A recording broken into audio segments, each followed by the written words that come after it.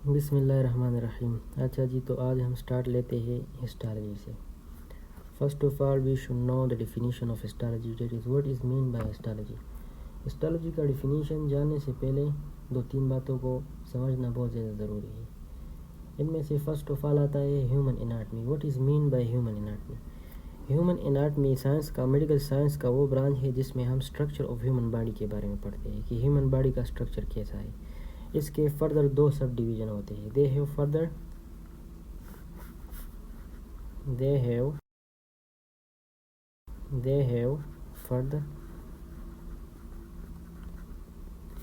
To sub division.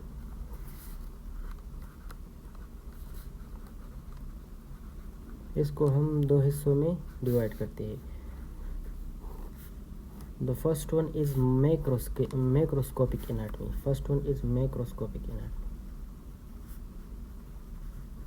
Macroscopic anatomy and the second one is microscopic anatomy.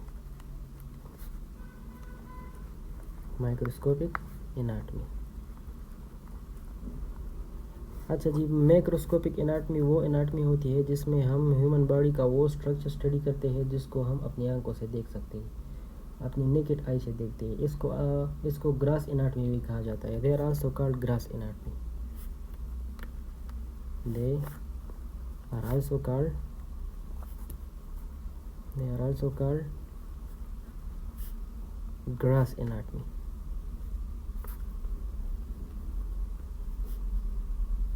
इसको gross anatomy भी कहा जाता है। इसमें हम ह्यूमन बॉडी के वो उन स्ट्रक्चरों को पढ़ते हैं जिसको हम अपनी आंखों से देखते हैं। Here we study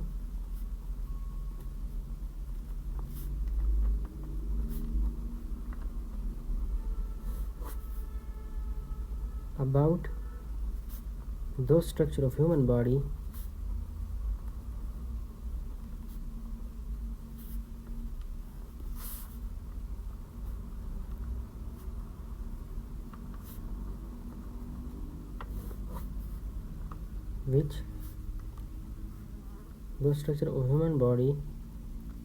which can be seen by naked eye.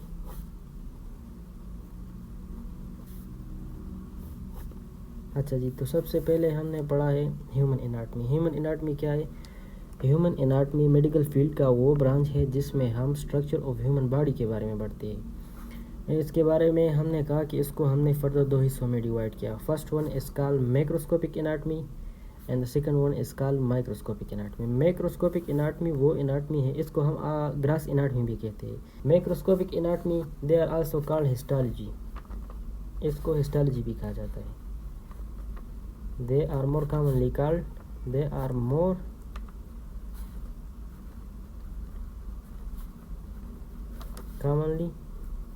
Histology. इसको हम हिस्टोलॉजी भी कहते हैं। इसको हिस्टोलॉजी इसलिए कहा जाता है क्योंकि इसको नेकेड आई से नहीं देखा जा सकता, इसको हम अपनी आंखों से नहीं देख सकते। इसको हम माइक्रोस्कोपिक ऑप्टिकल इंस्ट्रूमेंट के ज़रिए देख सकते हैं।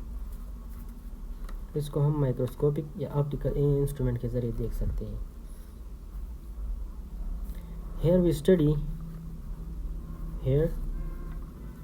study minute structure of human body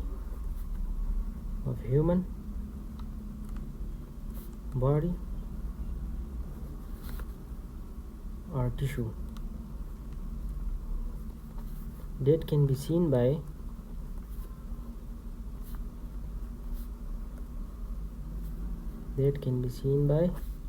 optical instrument.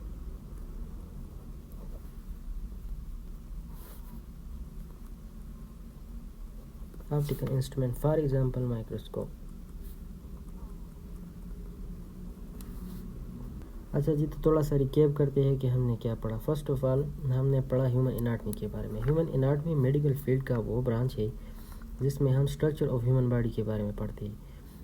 इसको हमने फर्दर दो हिस्सों में डिवाइड किया। एक है माइक्रोस्कोपिक एनाटमी और दूसरा है माइक्रोस्कोपिक एनाटमी। माइक्रोस्कोपिक एनाटमी वो एनाटमी है, इसको हम ग्रास एनाटमी भी कहते हैं। इसमें हम उन स्ट्रक्चरों के बारे में पढ़ते हैं जिसको हम अपनी आंखों से देखते हैं। ह्यूमन बॉडी के उन पार्ट्स के बारे में पढ़ते हैं जिनको हम अपनी आंखों से देखते हैं। The second one is microscopic anatomy. Microscopic anatomy को they are commonly called histology, इसको हम हिस्टोलॉजी भी कहते हैं। यहाँ here we study the structure of those part which are not seen by naked eye, इसको हम नेकेड आई अपनी आंखों से नहीं देख सकते। By the help of microscope हम इसको देख सकते हैं, इसको ऑप्टिकल इंस्ट्रूमेंट के ज़रिए देख सकते हैं। इसको माइक्रोस्कोपिक एनाटमी कहा जाता है। तो microscopic anatomy is indirectly called histology. अच्छा जी, तो फर्दर कंटिन्यू करते हैं। हम स्टार्ट लेते हैं फर्स्ट ऑफ ऑल हिस्टोलॉजी में हम स्टार्ट लेते हैं सेल से। सेल क्या है? जैसा कि आपने 9th क्लास से पढ़ा हुआ है कि cell is the basic structural and functional unit of life, जिसका हम डिफिनीशन लिखते हैं, पुराना वाला definition. The basic structural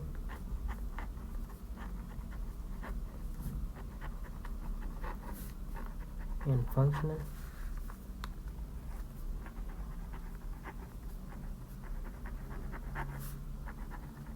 unit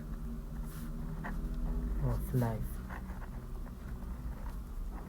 The basic structural and functional unit of life which is bounded by a membrane. इसमें एक चीज़ का इजाफा करते हैं, which is bounded by a membrane. Bounded by a membrane.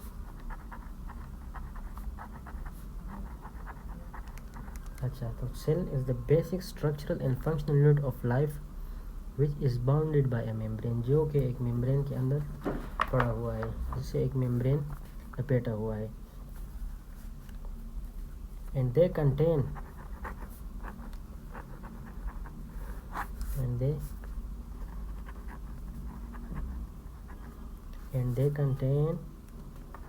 a fundamental molecule of life.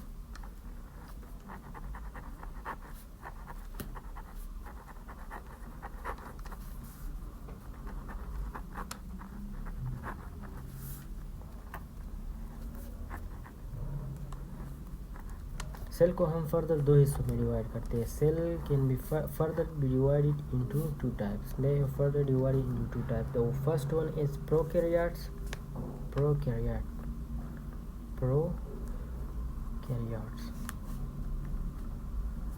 and the second one is eukaryotes.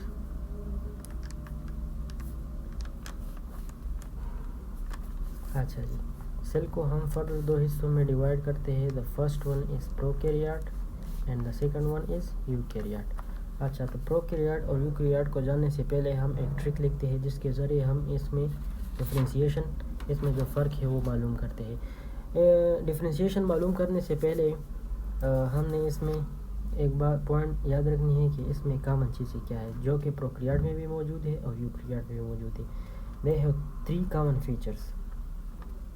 They have 3 common features.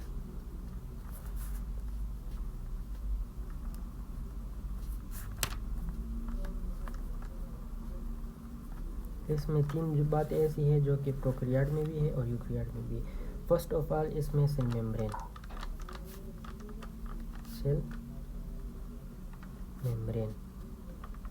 The second one is cytoplasm and the third one is DNA, जो कि इसका genetic material है।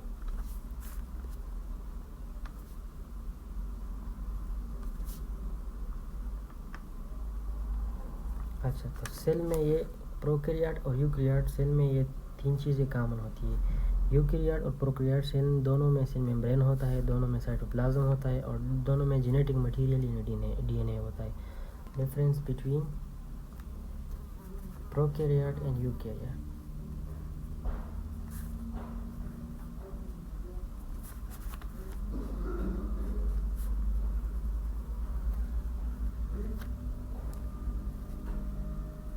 तो हम prokaryote और eukaryote के दरमियान जो डिफरेंस है उनके बारे में अब पढ़ते हैं। इनका डिफरेंस जानने से पहले इनमें एक पॉइंट याद रखना बहुत ज़्यादा ज़रूरी है। इनमें तीन चीज़ें जो है ना वो कॉमन है। They have 3 common features. Prokaryote और यूकैरियोट में 3 बातें जो है ना वो प्रोकैरियोट में भी मौजूद है और यूकैरियोट में भी मौजूद है। They have 3 common features.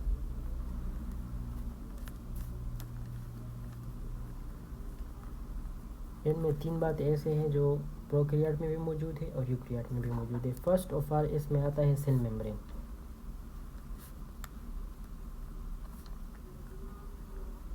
The second one is cytoplasm.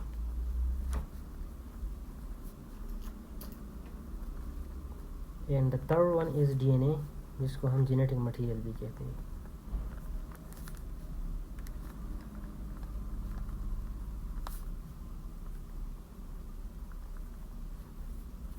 ये 3 बातें प्रोकैरियोट्स एंड यूकैरियोट्स में कॉमन होती है। अच्छा, इनका डिफरेंस जानने से पहले हमें इन ट्रिक के बारे में जानते हैं जिसको हम 6 डिफरेंस मालूम करेंगे इस ट्रिक के ज़रिए हम इनमें से 6 डिफरेंस मालूम करेंगे। ये ट्रिक जो है ना इसको नो राइबोसोम कहा जाता है। No ribo SUME। इसमें ओ की जगह हम यू इस्तेमाल करते हैं क्योंकि ये ट्रिक में आता है। No ribosome. इस ट्रिक में सबसे पहले N आता है। The first one is N। N means nucleus.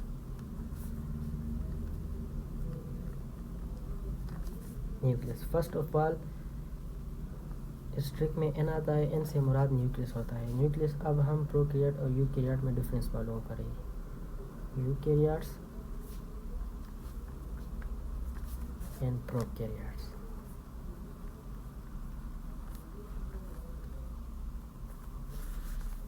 अच्छा जी, तो प्रोकैरियोट्स में ट्रू बॉन्डेड न्यूक्लियस होता है। इसमें true double membrane bonded nucleus होता है। दे हैव जेनेटिक मटेरियल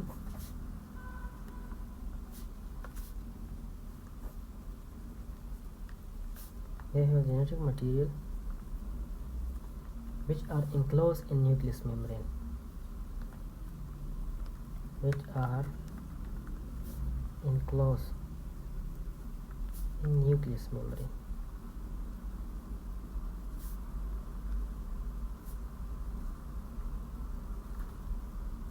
अच्छा जी, तो हम फर्स्ट ऑफ ऑल ट्रिक में N पढ़ते हैं। N से मुराद न्यूक्लियस होता है। यूकैरियोटिक सेल में true double membrane bonded nucleus होता है और जो इसका जेनेटिक मटेरियल जो है ना वो न्यूक्लियस के अंदर डबल मेम्ब्रेन के अंदर इंक्लोज होता है। इसका ये जेनेटिक मटेरियल है। इसमें फर्स्ट ऑफ ऑल और इसमें एक और बात ज़रूरी है, इसमें DNA का शेप जो है ना वो लीनियर होता है। DNA shape is linear. DNA shape is linear in eukaryotic cell.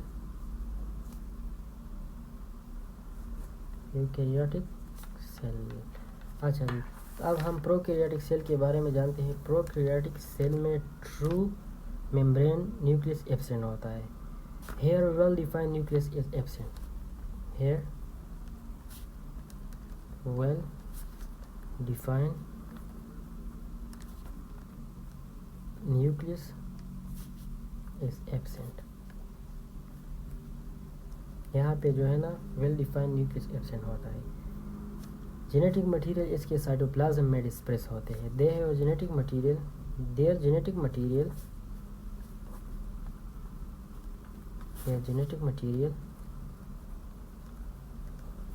is dispersed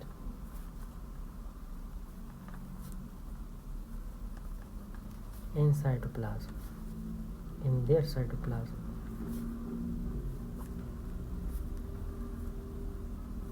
इसके जो जेनेटिक मटेरियल है वो साइटोप्लाज्म में मुंतशिर होते हैं और इसका जो DNA है वो सर्कुलर होता है। They have circular DNA।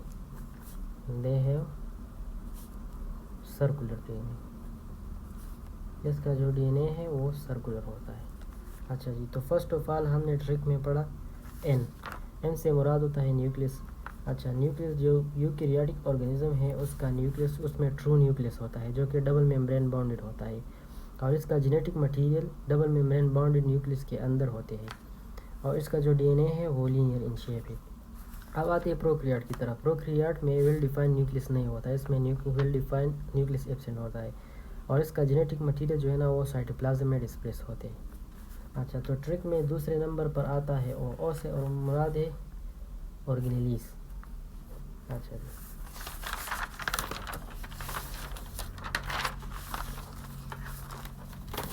तो ट्रिक में दूसरे नंबर पर आता है नोराइबोसोम, नोराइबो SUME, नोराइबोसोम।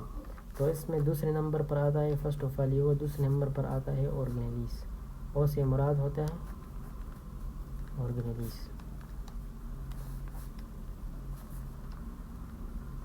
ओ से मुराद ऑर्गेनेलिस है। यूकैरियोटिक सेल में they have all organelles, they contain all organelles, इसमें all organelles प्रेजेंट होते हैं। जबकि प्रोकैरियोटिक सेल में प्रोकैरियोटिक सेल में all organelles प्रेजेंट नहीं होते। They do not contain, they only contain non-membrane organelles,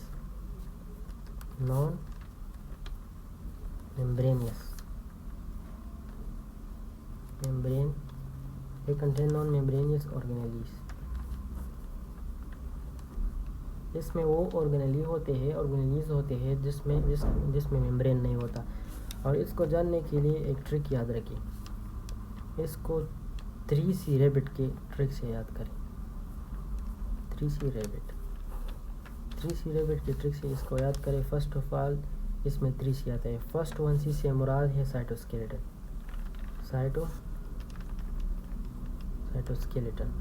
the second one C से मुराद है सेंट्रियोज, and the third one is cilia। 3C में से फर्स्ट ऑफ ऑल C से मुराद है साइटोस्केलेटन, सेकंड वन C से मुराद है सेंट्रियोज एंड थर्ड वन C से मुराद है सिलिया। एंड फोर्थ वन जो है रैबिट के नाम से जो ट्रिक में रैबिट होता है इससे मुराद है राइबोसोम, इससे मुराद है ribosome. They all are non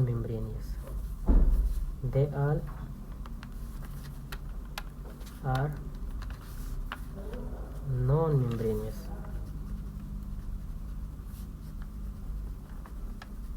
इसमें जो है ना मेम्ब्रेन नहीं होते। तो ट्रिक में हमने दूसरे नंबर पर पढ़ा ओ से मुराद ऑर्गेनेलिस यूकैरियोटिक सेल में जो organelles they contain all organelles membrane bonded organelles. But the second one is prokaryote cell में नॉन मेम्ब्रेनियस ऑर्गेनेलिस होते हैं। इसको जानने के लिए एक ट्रिक याद रखिए जो कि 3C रैबिट के नाम से जाना जाता है। फर्स्ट ऑफ ऑल इसमें cytoskeleton, the second one is centriole, the third one is cilia and the fourth one is ribosome. They all are not membranous, इसमें मेम्ब्रेन नहीं होते। अच्छा जी, तो अब आते हैं आर की तरफ। अच्छा जी, तो ट्रिक में नो राइबोसोम। अच्छा जी, तो ट्रिक में अब बारी आती है राइबो की, क्योंकि ये दोनों हमने पढ़े। Ribo means ribosome.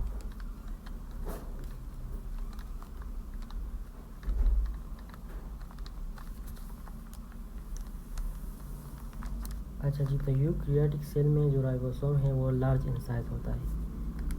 Eukaryotic cell में ribosome are large in size,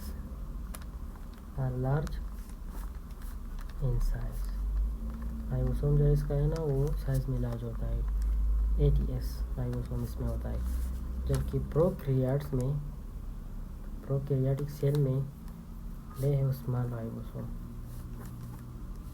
they या they have small ribosome और इसका जो राइबोसोम है वो 70S होता है। अच्छा जी, तो हमने ट्रिक में एन के बारे में पढ़ा, ओ के बारे में पढ़ा और राइबो के बारे में पढ़ा। अब बारी आती है एस की, जो कि 4 नंबर पर होता है।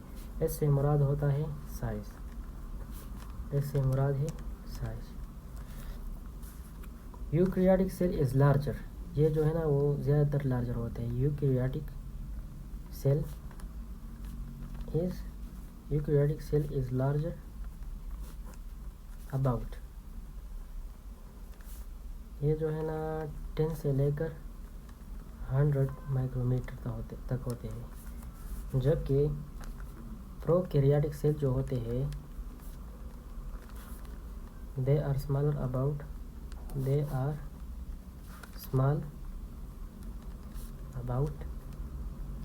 ये जो है ना 0.1 से लेकर 0.5 माइक्रोमीटर तक होते हैं। अच्छा जी, तो इसके साइज़ के बारे, अब साइज़ भी हो गया, इससे मुराद साइज़ है। अब आती है बारी यू और एम की। हम एम की 5 नंबर पर है यू एंड एम। अच्छा, यू से मुराद यूनिसेलुलर, एम से मुराद मल्टीसेलुलर। यू से मुराद यूनिसेलुलर, एम से मुराद मल्टीसेलुलर।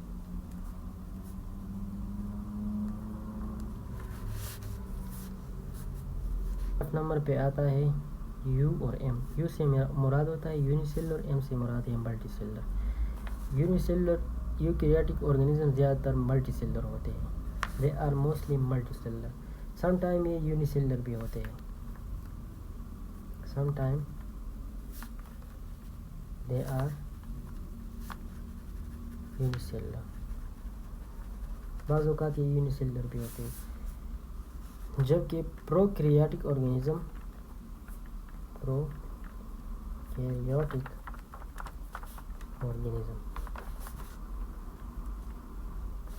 ये ज़्यादातर यूनिसेलुलर होते हैं, दे आर यूनिसेलुलर।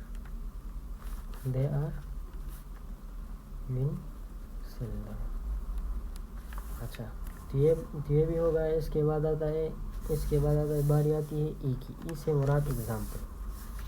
6 नंबर पे हम पढ़ते हैं एग्जाम्पल। ई से मुराद एग्जाम्पल। एग्जाम्पल में यूकैरियोटिक ऑर्गेनिज्म के ह्यूमन आता है और फ्रॉग आता है, एक्सेट्रा। जबकि प्रोकैरियोटिक ऑर्गेनिज्म के एग्जाम्पल में बैक्टीरिया आता है एंड सायानोबैक्टीरिया।